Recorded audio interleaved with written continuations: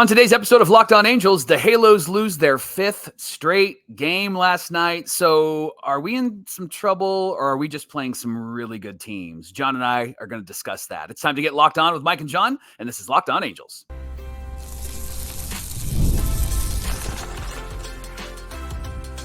You are Locked On Angels, your daily Los Angeles Angels podcast. Part of the Locked On Podcast Network, your team every day. Thanks for making Locked On Angels your first listen of the day. You can find us anywhere you get your podcast, including Apple Podcasts, Spotify, and SiriusXM by searching Locked On Angels. And if you'd like to get back to the Super Halo Bros for all the Super Halo content, here's some things that you can do. Leave us a rate and a review on Apple Podcasts. If you're watching on YouTube, hit that thumbs up button. And if you're not subscribed already, please subscribe and become a Locked On everydayer. And whether you're watching or listening, come over to YouTube, leave a comment. It's one of the best ways to get in touch with us and be a part of the conversation. And today's episode is brought to you by Monopoly Go, the mobile hit is on your phone. It's a classic game now you can take with you. Join your friends and your family and download Monopoly Go free on the App Store or Google Play Store. Thanks for being here for this episode of Locked On Angels, where it's your team every day. You've got the First Brothers here with you, aka the Super Halo Bros. My name is John, and that's my brother Mike. And my name is Mike, and that's my brother John, back from the dead. He's here.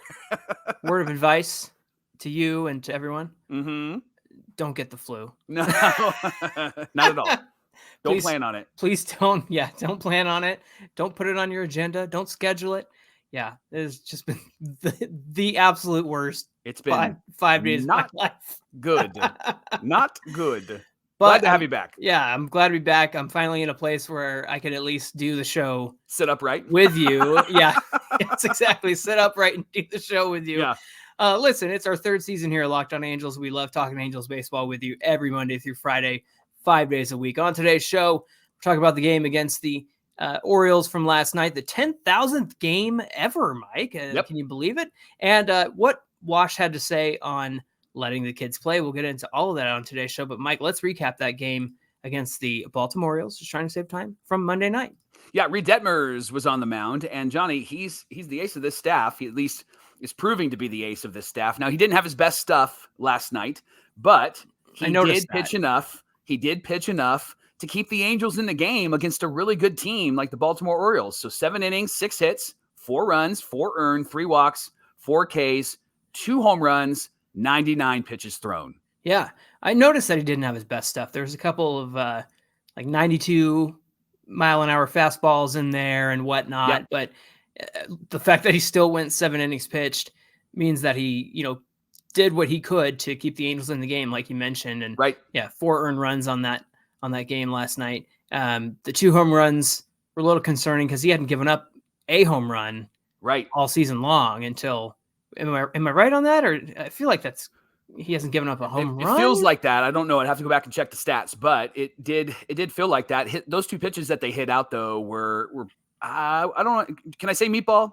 Like they were heavy in the zone, and the Orioles turned on those 2 pitches. I know that first one definitely cut the line at Angel Stadium, there at the foul pole and everything. Yeah. So, but look, the same thing that Soriano did the other day. Second straight start for the Angels, where a starter goes at least 6 innings. So That's always a great indication. And then prior to it was Anderson, then Sandoval, then Soriano. So Anderson went 7. He did the other night as well. So, it just getting some longevity out of the starters is something very, very new for this team, for sure. Well, and the bummer is the offense doesn't help these starters out. They didn't help out Soriano. They didn't help out Tyler Anderson, and they didn't help out Reid Detmers last night. They had a chance. They were trailing 4-0. First chance came in the 7th inning. Adele hits a opposite field home run. Crushed that ball. That's what you want to see from Joe Adele. And I immediately got a text from a Locked On Everydayer that said, love, hate,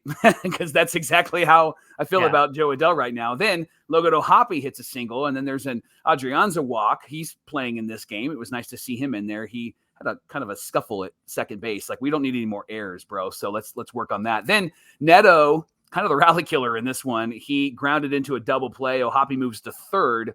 Shawnoel comes up and singles in O'Hoppe, and he had a really good at bat, Johnny. He worked a 3-2 count, something that we've come to learn about Shawnoel, at least last year. It was that type of at bat that was really impressive last year that is starting to creep its way back into Shonowell's repertoire this year. It helps that he was leading off in this one too, as well. Yes. Yeah. I love that. And I know it was because of the injury to Rendon, but perhaps that might be the spark that really helps to, burn the first order down, right? Like maybe that's the thing that helps move things forward for Shonowell. Trout comes up with a tying run on, but he grounds out to end the inning. So that was the 7th inning. And then Johnny, the 9th inning came. Angels had another opportunity to score some runs, didn't they? Yeah, they were going up against Kimbrel right here, and Joe Adell was hit by a pitch in the first at-bat of the inning. Ohapi followed with like a little bloop into right field. Looked like Joe was going to turn and go to third, but he did hold up at second. And then with runners at first and second, Adrianza batted. Were you surprised he didn't get pinch hit for there? I mean, it seemed to me like he was hitting the ball pretty hard in this one. Yeah, he did have a good, I think his first at bat, he actually hit a pretty deep fly ball to center field. And he had a great spring, and they talked about how he was doing in AAA. I was surprised because I thought maybe Rengifo would come in and pinch hit in this moment, but he ended up pinch hitting for Zach Neto just a few batters after that. Yeah, Adell stole third on the first pitch of Adrianza's at bat, so there were runners on the corners and nobody out. He did strike out, though, on a pitch high and away. Rengifo did pinch hit, as you mentioned, for Neto. He drew the walk, so the first walk that was issued by closer Craig Kimbrel this year. Right. And it was a great at bat from Rengifo. He worked the count. It was really good to see. Bases loaded for Shonowell. He popped up on the infield. Then 2 outs. Trout is up, and Trout watches.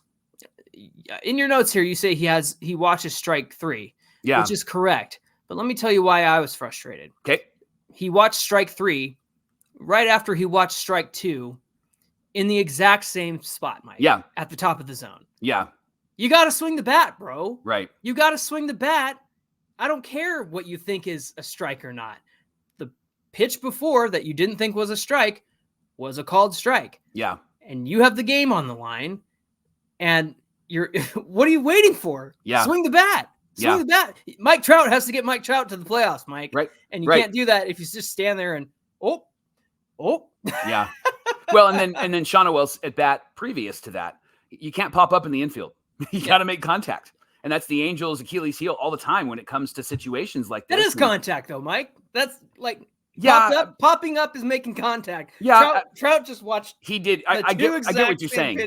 You have to have effective contact in situations. I get like that. This, yeah, And we talk often about the nickel and diming. Like they were gonna concede a run there, and so if you find a hole, ground the ball into the hole, they're gonna concede a run. It's 4-3, and then you've got runners at second and third with 2 outs. Sure. And then you have Trout coming up with only 1 run having to cross.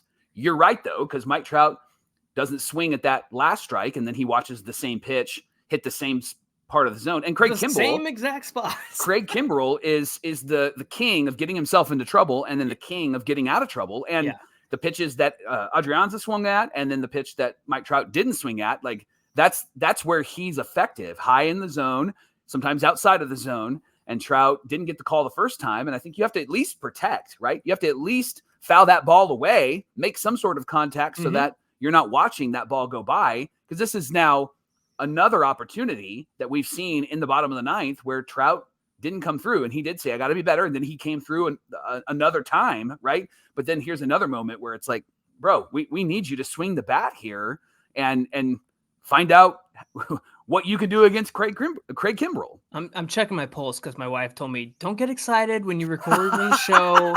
You got to save your energy. Too late. I know. We're too late. 9 minutes in. Yeah. Here's a question for you since you haven't been with us the last couple of days. John, are we in trouble or are these just some really good teams? This month sucks, to be honest with you. Like schedule-wise, right? Yeah. Well, just schedule wise. No, right. No, but you're right. That's what I mean to say when I say this month sucks. Like you open against the Orioles in Baltimore, and what did they say on the broadcast last night? The Angels have played 6 of 26 games away or at Angel Stadium this season.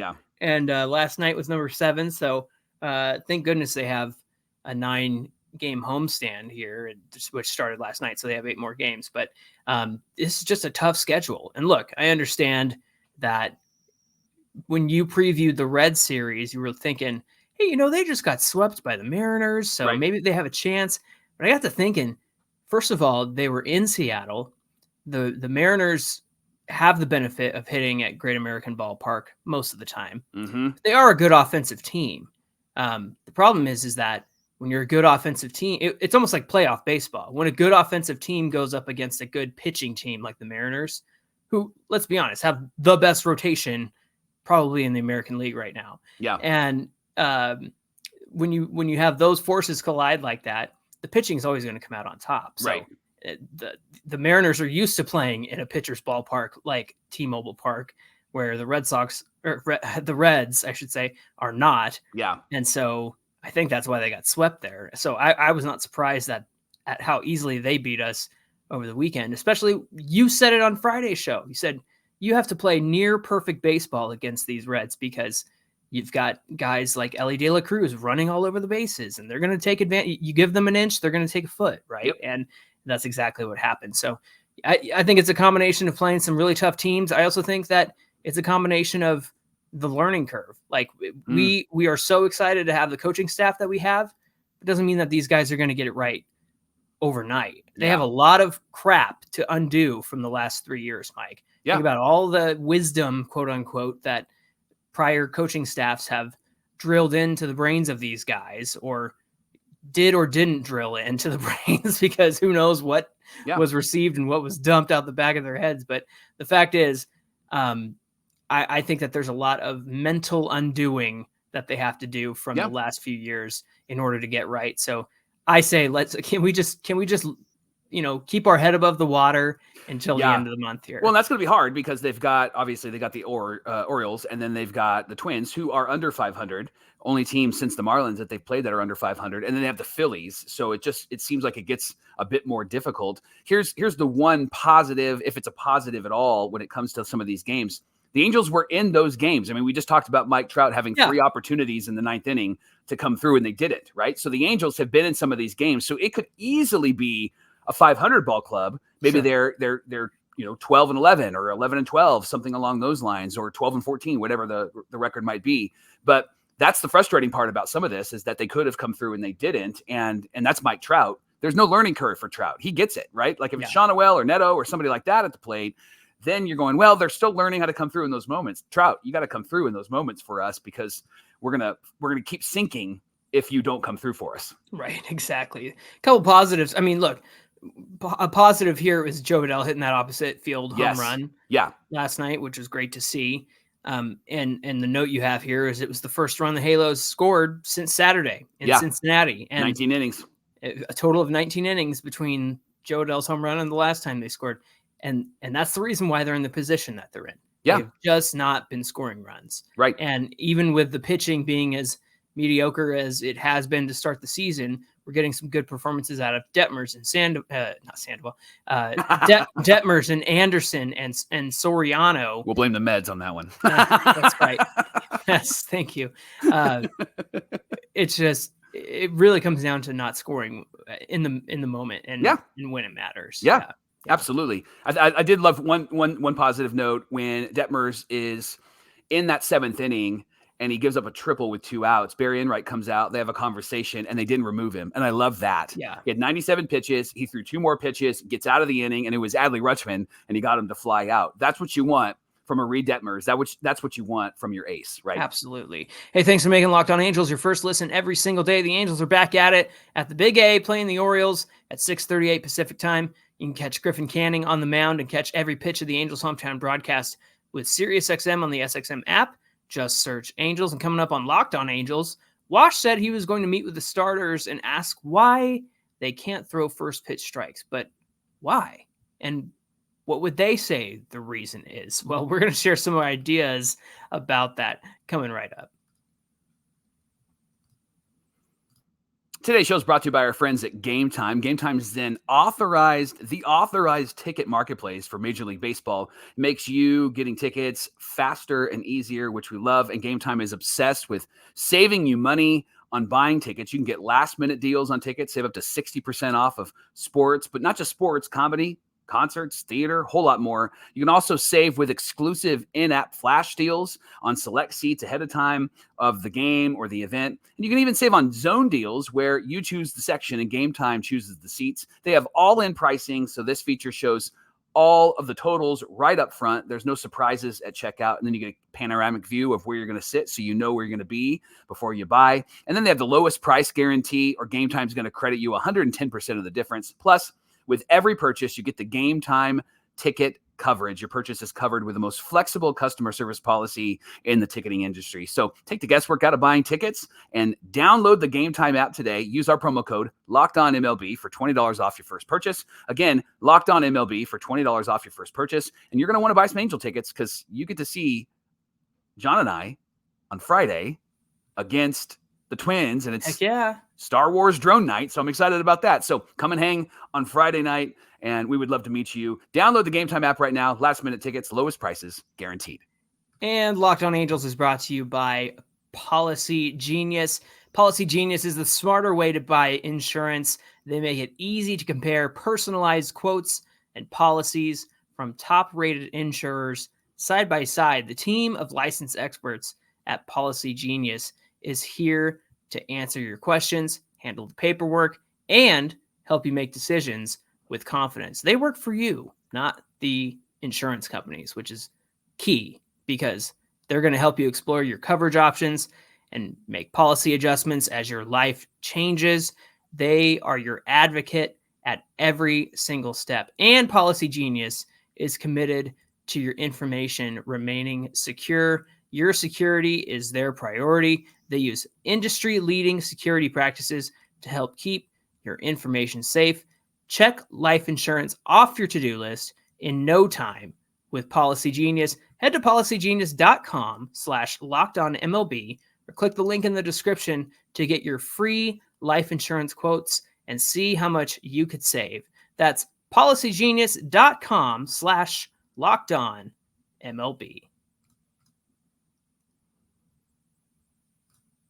It's the Locked On Podcast Network, and this is Locked On Angels, where it's your team every day. We want to invite you to make the switch after Locked On Angels and check out Locked On Sports Today, a free 24/7 sports streaming channel programmed for you every day to bring you the biggest stories in sports. Locked On Sports Today brings you can't-miss analysis, opinions, news, streaming 24/7 on YouTube or the free Amazon Fire TV channels app, part of the Locked On Podcast Network, where it's your team every day. The Angels are back at it tonight, 6:38 Pacific time at the Big A. You can catch every pitch of the Angels' hometown broadcast on SiriusXM with the SXM app. All you got to do is search Angels. Johnny, Rhett Bollinger tweeted that the Angels' starting pitchers are last in the majors in first pitch strike percentage at 57.8, despite that being emphasized all spring. I was going to say, I thought we were told they were going to throw first pitch strikes. Mike, right. What the heck? Right, which is why he also tweeted that Ron Washington said, we're going to have a conversation. So he wants to sit down with every starter. So this is what happened yesterday. There wasn't really any word as to the results of that conversation. However, we were told that Ron's going to sit down with all of the starters, and he was going to ask, why aren't you executing first pitch strikes during a meeting with the coaches and the starters? And here's my question. Mm-hmm. What do you say in a meeting like that? Right? What do you say? Now, Wash did give some insight as to what they're going to ask. He said, when you've got a young pitching staff and you see things not going the way that you want them to go, you have to have conversations and you have to let them talk, because maybe it's something that we're not doing as a staff, but we're going to have to talk to each other and listen to them and allow them to explain why. So I love that he's taking ownership as the manager. Yeah, I don't hate that approach. Ownership. I love that, right? And there's not an assumption like we've given you everything that you need to be successful. He's saying, hey, are we missing anything, right? And so I love that humility. But Johnny, what are some reasons that Sandoval and Canning, Detmers, and those, what are some reasons why they would say that they're not throwing first pitch strikes? That's the funny thing is. That's what the funny thing is, Mike, is like, Anderson's doing fine. Detmers is doing fine. Right. I think we all know who this is going to be a conversation with. Even Soriano has been doing fine. I know he's walked a lot, but Soriano was a bullpen guy to start the year. Now all of a sudden he's in the starting rotation. He's the third best pitcher. I know Silseth struggled, before he went on the IL, but he was struggling as well. So yeah, they'll have the conversation with all of them, but you know who they're talking to. Is this the case of everyone's in trouble when there's only two people causing the problem? Yeah.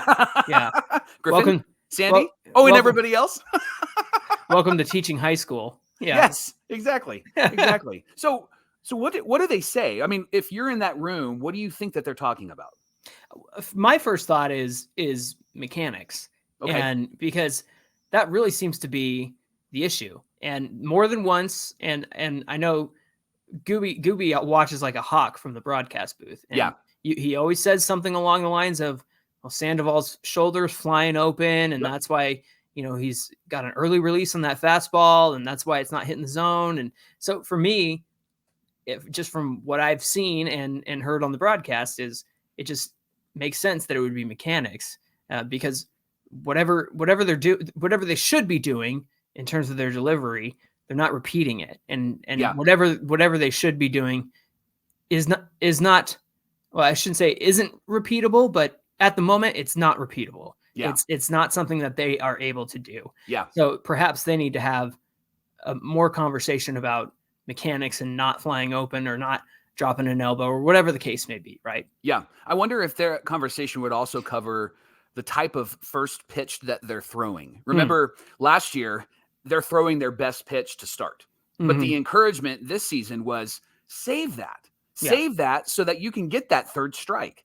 And I wonder if and you mentioned it in the first segment, I wonder if because the quote unquote wisdom that has been passed along to this team over the last couple of years, it has to get out of their head. And so they're like, well, no, I can't throw my change to start. I need to throw my fastball, but I haven't really been doing a good job of throwing the fastball, and I haven't been really spotting it well. And so it might just be that they say it's the type of pitch, and I just need some time to adjust to that, because my mindset has not been, I can throw a secondary pitch to start and save my best pitch for later, right? Yeah, absolutely. And that's the truth of the matter is, I think it doesn't matter how they get to strike one as long as they get to it. Yeah. And so even if a guy is fouling it off on the first pitch, I mean, it's still strike one. It's still 0-1 to start the at bat. Yeah. But again, I think that makes a lot of sense, is that there's a lot of things that need to be undone in their heads. And maybe that's where all of this conversation leads to at the end of it all. Is great point. Is, hey, what did those old guys teach you that, not old in the sense that they're old, but the old regime teach from the you before times. Yeah. Yeah, exactly. It might come down to nerves. Honestly, it seems like, I don't know if it's the new uniforms. It probably is the new uniforms, but Sandy is like sweating up a storm. Yeah. Before the first pitch of the game. Like, I know he's warming up and he's done his warm up tosses in the bullpen and whatnot, but it's just like, it doesn't inspire a lot of confidence when a guy is just like drenched and you're like, are you okay, bro? Like, do you have the flu? Because I know what that's like, and it's been no picnic for me. Right. I wonder if anybody would even talk about this if it was a reality, and that's the inability to throw a first pitch strike. I wonder if they would just say like, man, I'm trying and I just can't. And so then I think, honestly, I would appreciate that if Sandoval or Canning, because they've been struggling with it, if they said like, I'm trying and I just can't. And then I think it gives Barry Enright and Ron Washington opportunity to ask some questions. Okay, what do you mean you can't? Like, what's happening in you? Yeah. And then it might be some nerves. It might be some mental health stuff. It might be that they're too sweaty, right? It might be a lot of those things. I think they're afraid to get hit around on the first pitch. If they're going to throw a first pitch strike and it's going to be in the strike zone, I think those guys are terrified of getting hit. Excuse me, of getting hit. And I think they're absolutely terrified of getting hit on that first pitch if they throw a strike in the strike zone, because they see what happens when they get hit, and it never seems good for them, especially with the defense behind Sandoval. Sometimes I think they get really nervous about surrendering anything when they're on the mound. Locked On Angels is brought to you by Monopoly Go. Now you can take the board game and play it on your phone. One of the most popular games is Monopoly Go, and they let you compete against your friends and family and work to get the most riches and the biggest empire. It's the Monopoly that you love, but it's on your phone anytime with tons of new twists, including leaderboards to compare your progress to those that you're playing with. Also, you can cause your friends to go bankrupt by smashing their landmarks with a wrecking ball. That's a whole lot of fun.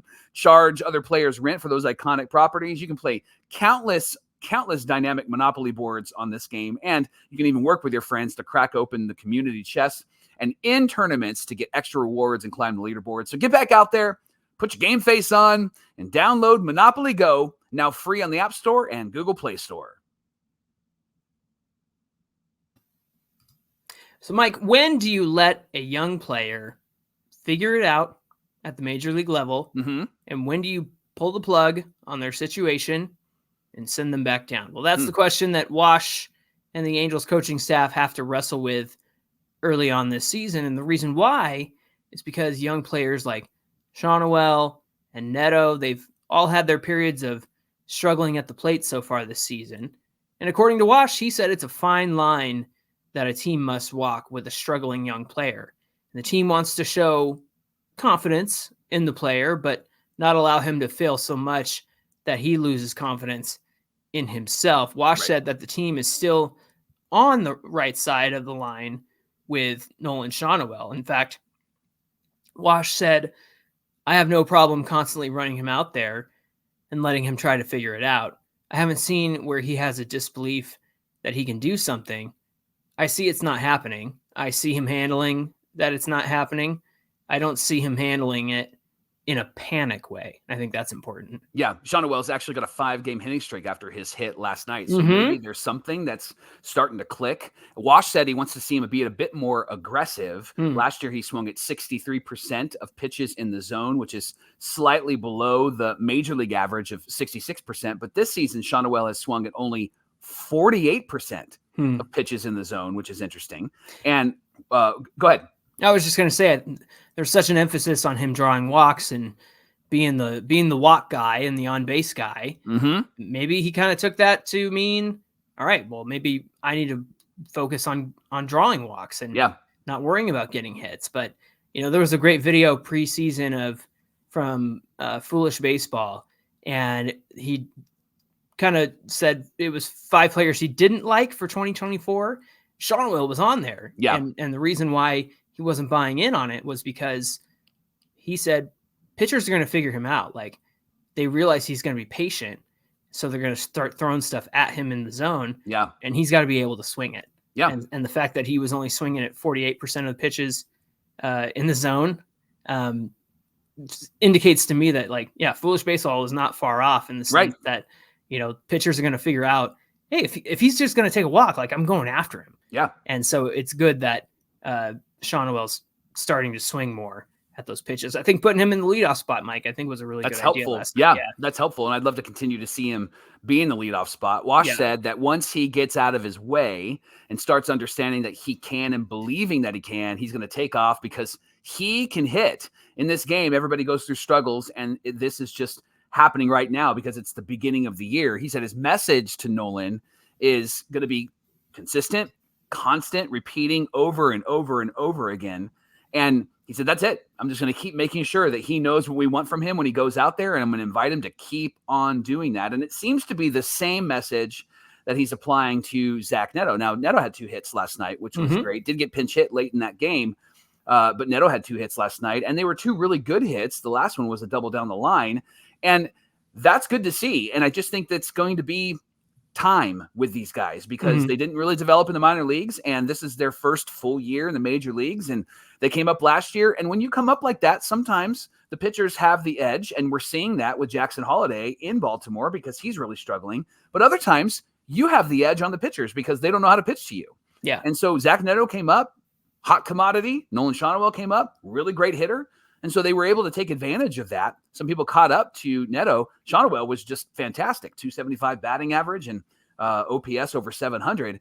I think that that's the player that he is. He just has to get back to what he does really, really well. The question, Johnny, is this approach? Is this the best approach for the Angel young stars? And if it doesn't work out, then what do you do? What do you do with these guys? Do you keep them up on the major league roster, or is there potential for sending them down? Would you even consider sending them down, Johnny? Not at this point. Not with the kind of season that we've determined this to be, and that's the season of no expectations. And I heard your nonsense about Joe Adell over the weekend. No. I understand what you were saying about Joe Adell. Yeah, I totally get what you're saying. That it's a love-hate relationship with the things that he does, because 1 minute he'll dazzle you with a home run, right? The next minute he'll overrun second base, right? Yeah. But it is like this is the season to figure that stuff out. Yes. Right. So many people have been ready to write off Joe Adell as I always say it this way, he's a bust. and I'm like, but you can't tell me he's a bust unless you give him all of 2024 to prove that he's a bust. Yeah. Or not prove that he's a bust. Yeah.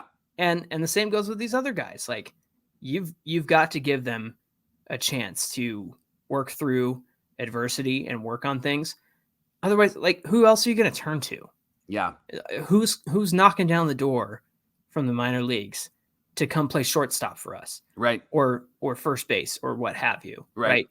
And so for me, I think this is the perfect kind of season to let these guys figure it out. Yeah. This is the season that I wanted preseason, in terms of letting these guys go out there and figure it out and learn what they're supposed to learn and do what they're supposed to do. And if they're going to struggle, like, yeah, of course they're going to struggle. They're like 22, 23-year-old guys. Like, yeah. Of course they're going to struggle at the major league level. But the fact is, again, number one, there's who else are you going to turn to? Number two, this is the perfect season to do it.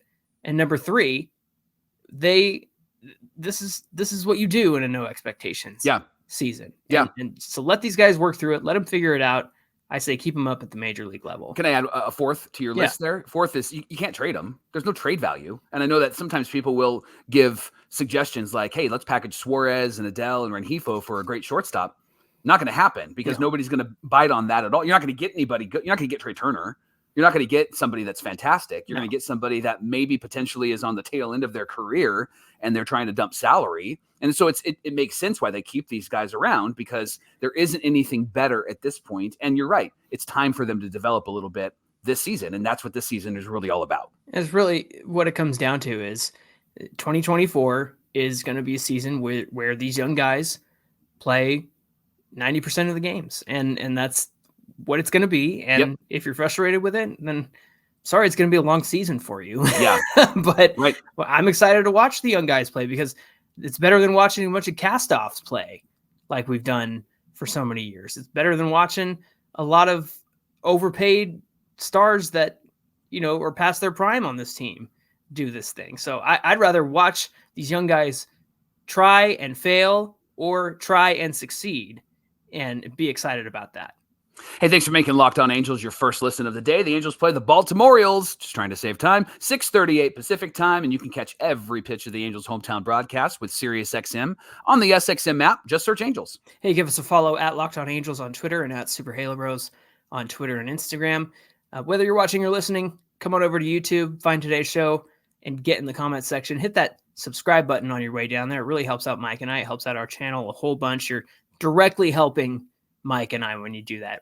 It means a lot to us. Mike, what do you have on deck for tomorrow's show? We've got to break this losing streak, and so we need some good luck. So tomorrow we're going to be brainstorming ideas on what we can do and fans can do to bring some good luck to the Angels. Listen, I'm not superstitious, neither are you, but let's be superstitious and let's figure this out. So we could be a little stitious. Absolutely. We need you, the Locked On Everydayers, to make comments below. What are you going to do? You're going to wear those stinky socks? You're not going to change the jersey? What are you going to do? We're going to share some of the things that we're going to do, how we watch the game. Let's cover it all tomorrow on Locked On Angels.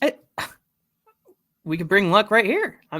I'm back. Well, does this count, or is it starting tomorrow, or starting with today's game for tomorrow? Yeah, starting with today's game. I'm back. It's Tuesday. Okay, let's go. Okay, yeah. so last night doesn't count. I'll be the good luck charm. Okay. Yeah. There's first step. I love it. Love it. All right, friends. Thanks for being here. Until tomorrow's show, my name is John, and that's my brother Mike. And my name is Mike, and that's my brother John. All right. We can't wait to see you again tomorrow here for more Locked On Angels, and we'll see you right back here on Wednesday. How'd I do in that first show back? That was good. That was good. I'm gonna go take a nap now.